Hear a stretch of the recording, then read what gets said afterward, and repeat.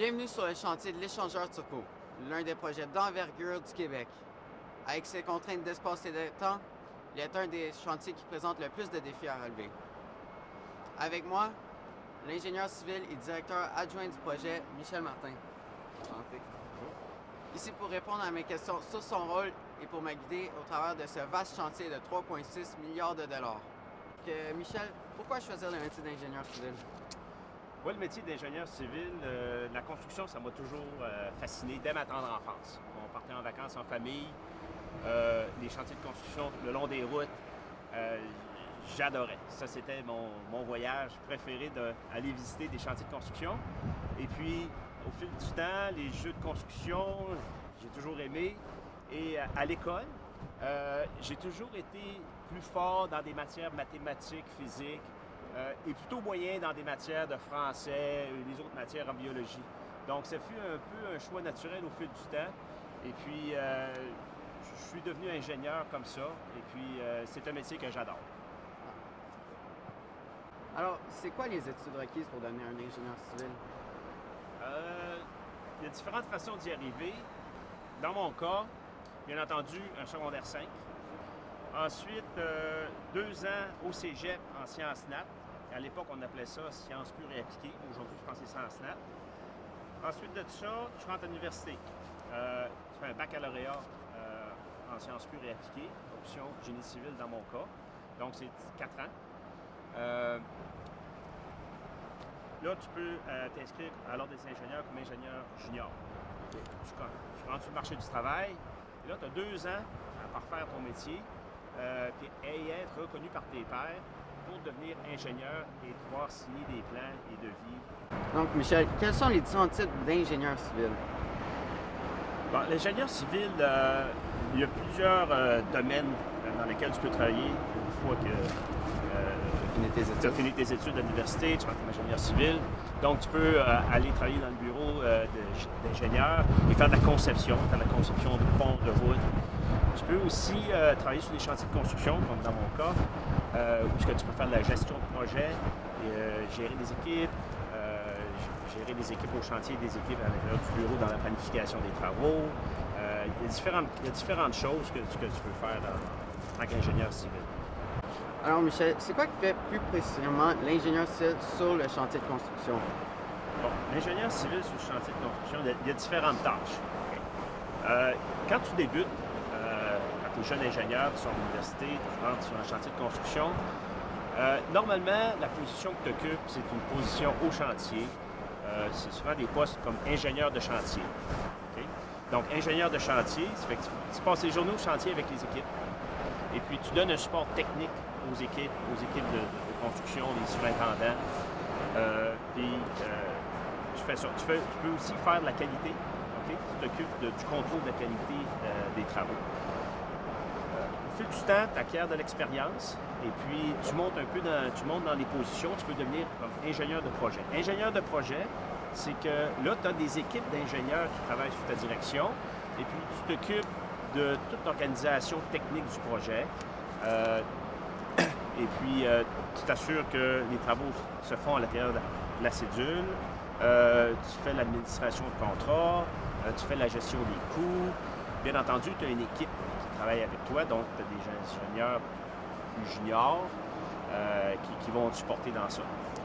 Donc, au fil du temps, tu acquiers de l'expérience sur différents chantiers. Et puis, tu peux devenir comme surintendant de travaux, donc gérer des équipes au chantier, ou tu peux simplement devenir gérant de projet. Gérant de projet, là tu as la charge de l'ensemble des opérations sur un chantier, et puis tu as toutes les équipes, que ce soit au niveau chantier ou à l'intérieur dans le bureau, toutes les équipes d'ingénierie qui travaillent sous ta gouvernance. Donc, tu es responsable des relations de travail, tu es responsable de la sécurité, tu es responsable des relations avec le client. Tu t'assures que le projet se fait à l'intérieur de la cédule de façon sécuritaire et avec la qualité et de grande qualité. Alors, Michel, comment se fait la planification des étapes sur un chantier de construction? Bon, premièrement, Ce qui est important, c'est de bien comprendre les travaux effectués. Donc, une bonne lecture et une bonne compréhension des plans et de vie. De la cédule des travaux aussi, quand doit-on débuter, quand doit-on terminer. Ensuite, une évaluation des quantités des travaux effectués. On parle de mètres cubes de béton, on parle de mètres cubes de sol à déplacer, de mètres linéaires de conduite installée. Donc, il permet de savoir, de connaître l'envergure des travaux et de l'effort requis pour accomplir l'ouvrage. Ensuite vient débute la planification par des réunions de remue-ménage ou brainstorm session avec des équipes, avec des surintendants et des gens d'expérience qui, là, on développe des méthodes. On commence à développer comment est-ce qu'on va attaquer tel problème, comment est-ce qu'on va attaquer telle chose. Donc, cette planification-là peut durer un certain temps. Et puis, au fur et à mesure d'avancement de la planification, on raffine le tout. Et une fois qu'on est certain de notre plan, on part avec nos équipes et on débute nos travaux. Bien entendu que souvent, ça peut changer et puis on réajuste le tir au fur et à mesure de l'avancement des travaux. Alors Michel, sur un vaste chantier comme celui-ci, comment est-ce qu'on fait pour assurer la sécurité du personnel et le bon déroulement des activités sans incident? Donc ça débute au niveau de la planification. Les surintendants responsables des activités de construction passent en revue une liste d'incidents potentiels qui pourraient survenir lors de leurs travaux. À partir de cette liste-là, ils développent une action à prendre, si tu veux, une façon de mitiger chacun de ces risques potentiels-là. Et ensuite, ça passe dans la communication. Une fois que la liste est complétée, la liste des types d'incidents qui pourraient survenir avec les méthodes pour contrer ces risques-là, cette liste-là est communiquée à chacun des travailleurs avant le début des travaux.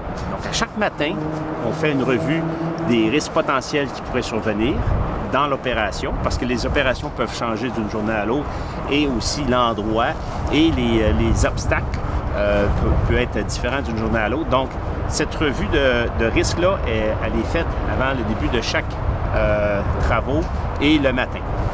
Donc, chaque travailleur est au courant des risques potentiels de leurs opérations et aussi, ils savent comment mitiger ces risques-là. Tout se passe dans la communication. Et une bonne communication, normalement, ça évite une mésentente et tout le monde est conscient de leurs risques. Tout le monde connaît ce qu'ils ont à faire pour éviter tout risque. Quels sont les métiers à l'œuvre sur le chantier de l'échangeur Turco? Il y a plusieurs métiers. Presque tous les métiers de la construction sont à l'œuvre ici au chantier. On parle de menuisier pour les travaux de coffrage. On parle d'opérateur de machinerie lourde. On parle d'opérateur de grue. De mécaniciens de machinerie lourde. Des arpenteurs. Des monteurs d'acier. Une grande panoplie de métiers. Donc, où sommes-nous rendus dans l'échéancier de l'échangeur Turco? Nous sommes très avancés. Je dirais qu'on est 90% et plus de compléter. Ici, il nous reste une bretelle, comme vous pouvez voir, qui reste à être complétée. Mais l'ensemble des bretelles et des autoroutes vont être complétées pour le mois de juin 2020 et vont être accessibles au public, au trafic. Donc, ensuite de ça, après le mois de juin 2020, il va nous rester quelques travaux de finition, de paysagement. Et puis, d'ici la fin 2020, l'ensemble des travaux vont être complétés à 100%. Donc, à date, quel a été le plus grand défi rencontré sur le chantier et comment a-t-il été relevé? Sur les 4 ans de construction de l'échangeur Turco, on a relevé plusieurs défis. Mais je dirais que le plus grand défi, ce fut de conserver la maintenance du trafic. Donc, 300 000 véhicules circulent à tous les jours ici sur l'échangeur Turco. Donc, le défi était de conserver cette cadence-là tout en démolissant les structures existantes et construire les nouvelles à travers ça. Donc, un effort énorme de travail au niveau du phasage a été fait par les ingénieurs de chez KPHT. Et puis, ça a été notre plus grand défi. Et puis, je pense que ce défi-là a été bien relevé et nous a permis de compléter les travaux à l'intérieur de la cédule du client et aussi en toute sécurité pour l'ensemble du public. Et finalement, Michel, quelles sont les qualités requises pour être un bon ingénieur? Un ingénieur, ta job d'ingénieur, c'est de trouver des solutions aux problèmes. Donc, il faut que tu sois à l'écoute des gens, être inventif, avoir à cœur la sécurité des travailleurs, la sécurité du public et de l'environnement. Être capable de travailler en équipe, je te dirais que c'est les qualités principales. Il y a d'autres qualités, mais si tu as ces qualités-là, normalement, tu devrais faire un bon ingénieur. Donc, merci beaucoup, Michel, pour ton temps. Plaisir. Et je vous souhaite la meilleure des chances dans la finalisation des travaux de l'échangeur Turco. Je vous remercie, et toi aussi, bonne chance. Merci.